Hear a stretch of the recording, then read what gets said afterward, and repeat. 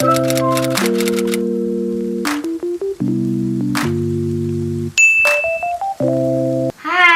So welcome to the second part. We already posted the first part. We talked about interviews, visa tips, and immigration as well. So now we will talk about expenses. So there are going to be two parts. It's before traveling, so how much estimated we spend in the Philippines, and the second part is monthly expenses here in Spain. Okay.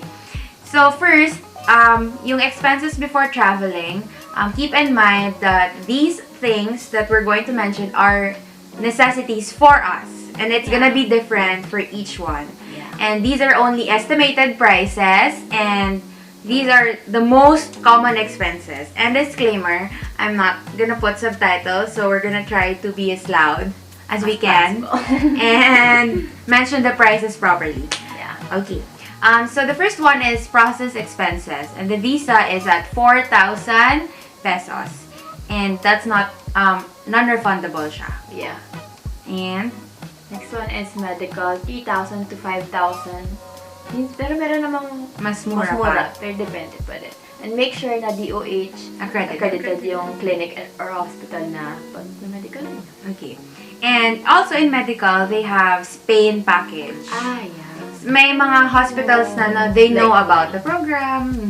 So pag sinabi mong Spain package, alam na nila yun. Yeah. But there's a list of specific tests you need to get. Like for example, pregnancy test, HIV test, yung ano rin, yung x-ray, and everything. And everything.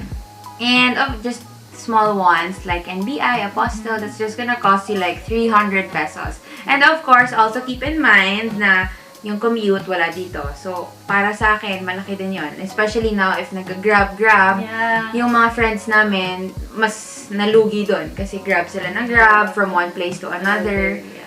Tapos yung sa apostille, there's like normal process, tapos yung mas pinabilis. Expedite. Yeah, yun. So, yung expedite, parang kinabukasan, meron na agad. Yeah. Pero 200 siya per document. Tapos yung normal 100 lang. pero 3 days siya. And before, pwede kang like pumunta ka na lang doon. Pero dahil may pandemic na, kailangan mo mag-schedule. Oh, yeah. Okay, so, and the other expenses, these are the things that you think you wouldn't spend on, but you will. I did. So first, for the first one, we have the luggage, maleta. So if you haven't traveled, or wala ka pang luggage, you need to spend on that. Before, the prices were 7,000 to 12,000. Ako binili ko small and then large. But now, less than 10,000. Meron nga kami friend like 5,000 lang yung nabili, tapos large na. So, Because good, ano rin, no? Di ba good brand din? Good brand, yeah. like for example, si Tim, nakabili siya ng Delcy, tapos sobrang chop off yung price. Dahil nga, walang bumibili. So, also, keep in mind na pag bumili ka ng luggage, keep in mind mo yung flight na target mo. Yeah. Like, kasi meron flights na hanggang 23 kg lang, meron Tas flights na 30 kg. Yeah, tapos may flights din na nagbibigay siya ng specific na measurement ng luggage. Yeah, like So, per kailangan- luggage. You, parang search lang. So, and then, the next one, Next one, winter clothes. So, yung winter clothes, well, it depends. If Yeah, you've it traveled before sa cold countries, then I think you're good. yeah. Ako, dito, parang namili lang ako ng long sleeves. Me too. Yeah. Tapos parang nagdala ko ng isang coat, tapos binili ko pa yun sa ukay-ukay.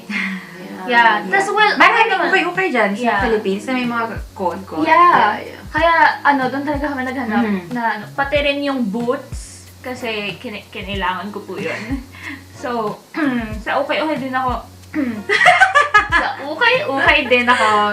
nakahanap Yeah. yun. Pero kung sa, sa SM department store ka, Medyo mahal. mahal siya. Pero those are the things that you will need. Kasi syempre, yung season dito, yung temperature mostly cold talaga siya. Especially pagdating niyo. So, lalo na kung lamigin ka, mag-invest ka sa mga long sleeve, utang na loob. Yes. And yung, Uniqlo Heat Tech. Buy Uniqlo Heat Tech. Pricey siya, yes, but it's gonna be worth it. Kasi, may Uniqlo dito, pero ang sakit niya kasing gastusin pag naka-euros. And then, At least buy parang enough para like magamit mo A yung week. first few Oo. months. Yeah. Tapos bili ka na lang din dito Kung gusto kailangan mo ba. Yeah. ang quality talaga ng Uniqlo. Yeah. Makakapal talaga sila. And so, sa ticket, kami before, it was around 37,000. Yeah. Yeah. And ngayon, ang mga airlines na usually marami naman atang airlines na may flights. Pero, itong pandemic batch, yung kakilala namin, like for example, si Tim, nag-Etihad siya, ganyan. It was around 30K. Yeah, 30,000. And there are airlines na nagre-require mag-swab. So, also keep that in mind. And meron din hindi. So, it depends sa kung gaano kayo ka-close nag-book sa flight. Siyempre, the closer, the Yeah. more expensive. Pag a few months before, like a month before, mas less. Toiletries. Toiletries, parang nakagastos ako niyan ng 3K sa grocery. Kasi, ang inano ko, binili ko, parang worth 1 month na sabon, shampoo, bumili ka ng extra toothbrush, Skincare. skincare din, yeah. So, pati deodorant, ganyan, deodorant, guys. Siyempre, iba yung mga deodorant dito. Tsaka like, yung Dove, yung deodorant ko sa Pilipinas, ang mahal niya here, parang 3 Euros. Oo. Pero sa Pilipinas, parang 50-40 lang. So, basta ganun. Good for 1 month yung bilhin nyo. Kasi minsan pagdating mo dito, dami ka pang asikasuhin. So, hindi kayo good makaka-grocery and everything. At saka, yung unang dating ng stipend allowance ay end pa ng October or like first week ng November. So, better na meron ka ng supplies with Especially, sanitary napkins. Yeah. Especially if you're using a specific brand. Siyempre, iba yung nandito. Wala akong nakitang Whisper. Walang Modest and anything like that. And, basta good for 1 month. Okay, next is medicine. Siyempre yung mga basic. Biogesic, Biofluke, sa ubo, sa sipon, sa Beroka. Grabe, nag-hoard talaga ako nun. Buscopan. Buscopan Oo, for kasi girls. Ano po? Vitamins. As in, loads of vitamins. Kasi magkakasakit ka talaga here. So, please bring the basic. Headache, sipon, ubo, sakit sa ngipit. Oh my God. Antihistamine. Oh my God. Antihistamine for allergies. Sa ipin. Ang sakit sa ipin. And then, yun, pinaka-basic. Especially, change ng season, climate, nagkasakit kami nun. So, Yeah. Ubos ang beroka. Yung unang dating ko dito, parang yung first 2 weeks ko dito, as in may sipon talaga ako. Ako nilagnat ka ako. So, the next one is pocket money. And the most ideal pocket money to bring is 1,000 euros and up. If you can bring more, please bring more. Especially now na may COVID. And it's 56,000 to 57,000 pesos. So, 1,000 euros equals to like 57,000. And pag nag-pocket money kayo, nire-request siya sa bank, especially if directly into euros. Kailangan siya i-request sa bangko. Ay, Mga exchange. Maski money exchange, You need kailangan mo to talagang request it. itawad. And meron din mga taong gumagawa na from USD mo na yung bibilhin, and then pagdating dito, euro. Kasi wala kaming nahanap na may euros. Like, at 2 days before the flight or 1 day before the flight. I know, medyo Crank? karam po ako. Yun.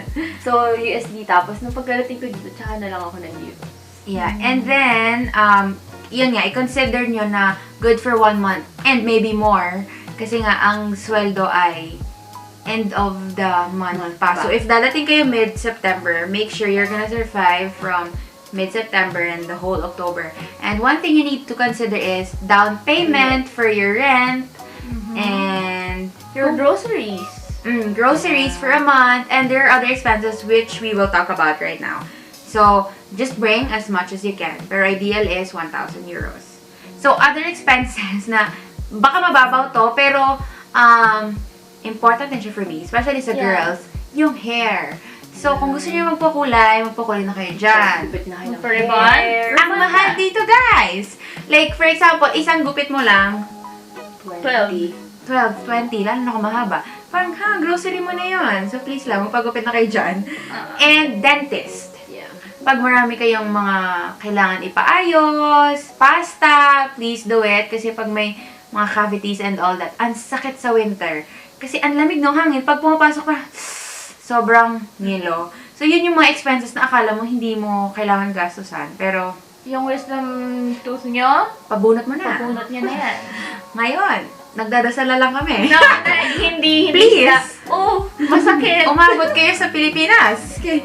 And yun yung expenses. So this part is the monthly expenses. And things you need to keep in mind are priorities. What are your priorities in life? Yeah. And your kind of lifestyle and the city which you're going to live in.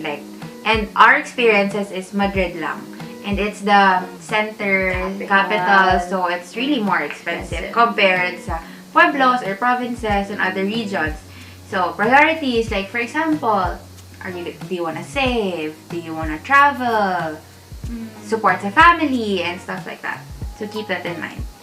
Okay, so rent depends. It varies kasi. Depends on the area you want to live in. So, kapag sa sentro, like Sol, as in Salamanca, Malasana. Expensive neighborhoods. Expensive talaga siya. Like, one small room is like 600. Or Hindi na small, like one room.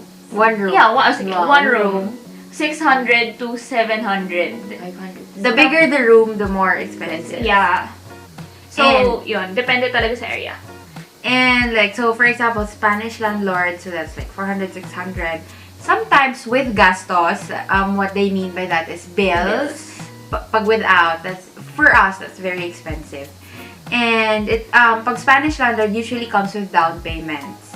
So that's like, merong down payment and first month deposit. Yeah. Mga ganon. Yeah. So, i-factor in or consider nyo yun when you bring your pocket money. But there's a side. Aluni, this is not This is not sponsored. But if you watch my apartment tour, we explained kung saan kami nakabook ng rooms na cheaper. Yeah. So you check that out. And careful kayo sa mga idealista. We can give you the links below sa description box just so you can see, like, makita nyo yung mga rooms, yung presyo. Yeah. So you can explore by yourself. But then, careful kasi merong mga agency fees, Yeah. meron ding mga scams. So please don't book without looking or seeing the apartment. Yeah, don't. Tapos Just yung don't, ano guys. pa, yung agency fees pa, minsan, different. Iba pa yun sa deposit. iba pa yan sa deposit, iba pa yan sa Yes. down payment. Tapos, isang buong buwan yun. Kunyari, yung house, kunyari, room, 3 rooms, tapos, 1-2. 1-2, ganyan. For 1 month. For 1 month. Tapos yung agency fee, another 1-2. Tapos yung Deposit pa. another 1-2. Yung down payment, So 600. that's So, like so expensive. So, But I will leave the links below just if you wanna watch. So for our experience, last year.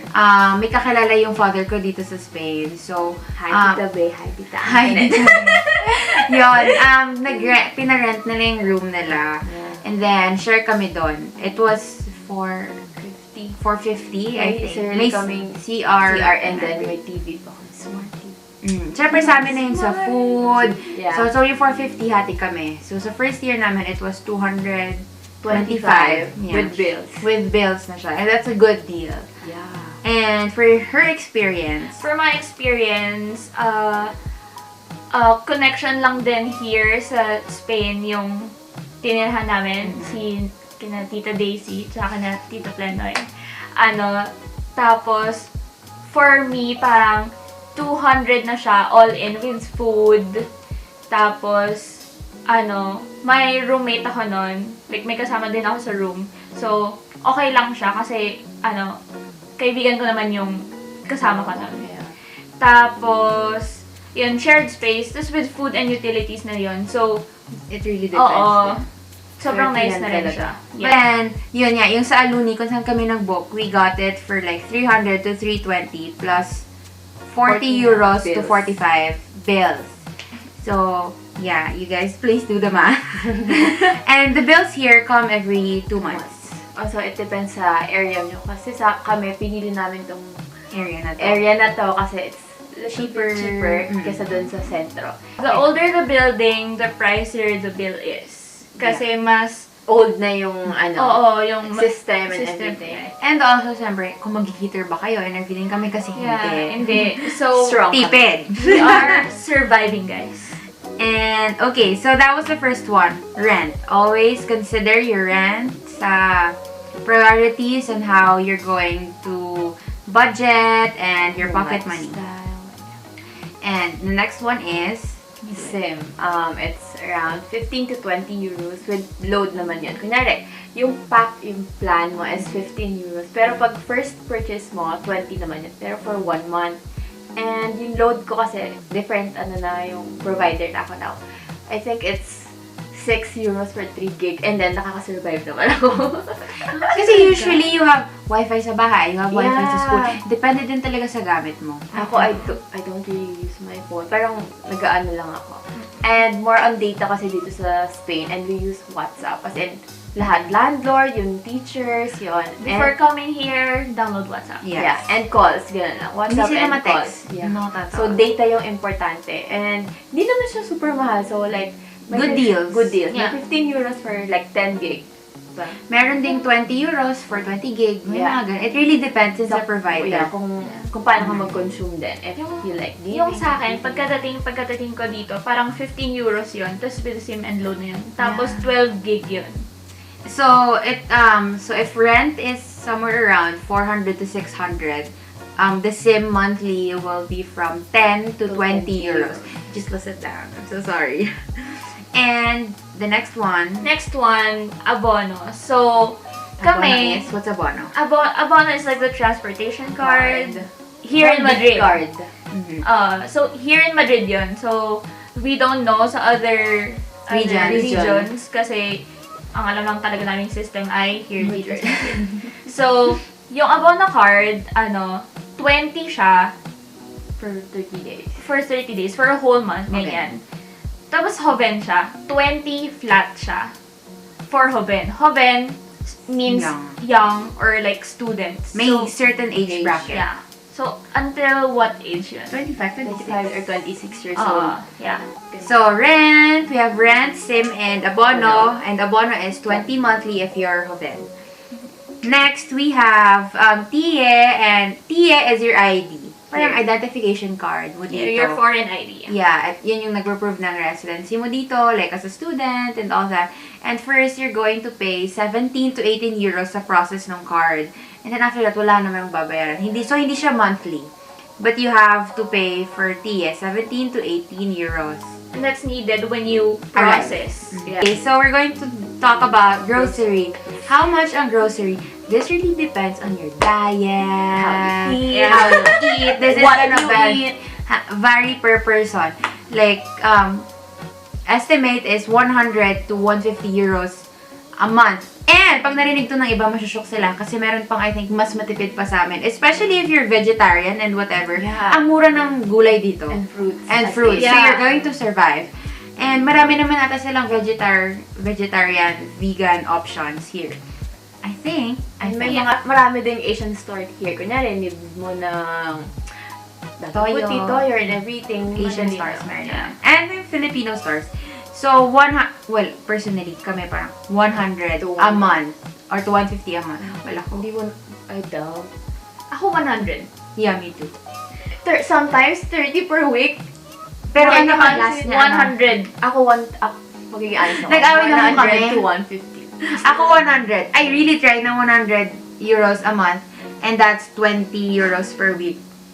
Mahal na kasi minsan may mga dinadampot na hindi naman dapat Pero dinadampot. kasi yung kinakain naman namin, so okay lang. It's food, especially Yeah. nung pandemic, And hindi we kami eat out. Then, if it also helps, meal plan. Plan your meals so you can budget your money for groceries. So that's 100 to 150 euros per month. It depends on you. Don't see eye to eye. Like, Ano ba? Hindi niya alam. ano kanta yun? Compra? Hindi ko alam yun. Pocket money. What's the ideal pocket money? It's honestly 21,000 euros and up if you can. 21? Ay, sorry.